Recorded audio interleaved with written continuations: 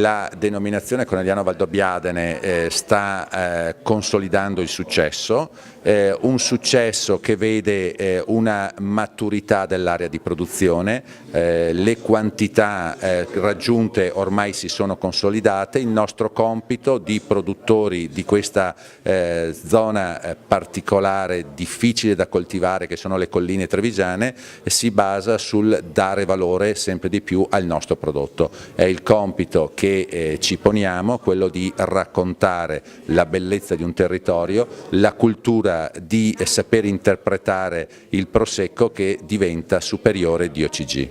Sempre più i consumatori del mondo quando conoscono il territorio scelgono il prosecco superiore, e questo chiaramente è frutto della caparbietà dei nostri imprenditori, dei nostri responsabili commerciali, di tutti coloro i quali girano il mondo per far conoscere un'eccellenza italiana, per far conoscere una bellezza territoriale che sono le colline del Conegliano Valdobbiadene, che è un patrimonio di umanità, se pensiamo le 3.000 famiglie che lavorano, ed è veramente un orgoglio nel coltivarle e portarle a far conoscere in tutto il mondo. Io direi che sono tre elementi.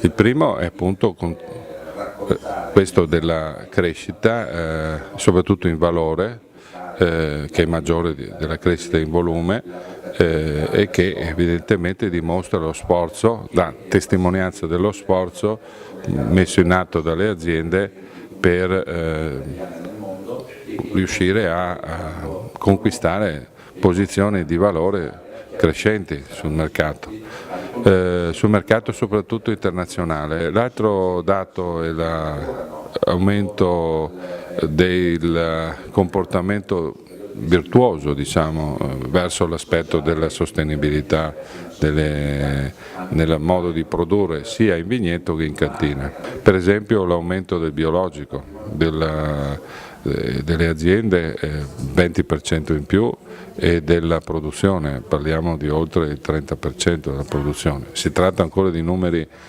in termini assoluti, numeri piccoli, però c'è, perché rappresentano grosso modo il 5% della produzione. Poi la grande presenza dei giovani, 38% degli occupati è appunto rappresentato da giovani. Teniamo presente in questo momento in Italia c'è il problema dell'occupazione giovanile, cosa che qui non riscontriamo assolutamente.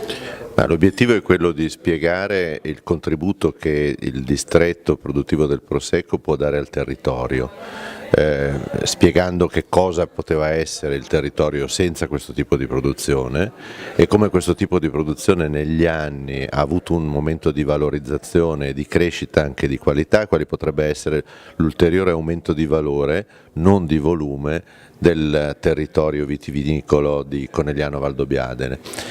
Metteremo i nostri dati accanto ai dati che già ci sono relativamente al mercato e relativamente al consumo, e cercheremo di capire come, diciamo, l'impatto di questo tipo di distretto, di questo tipo di settore può portare beneficio a tutto il territorio, anche in termini di settori e di comparti prossimi a quello della viticoltura.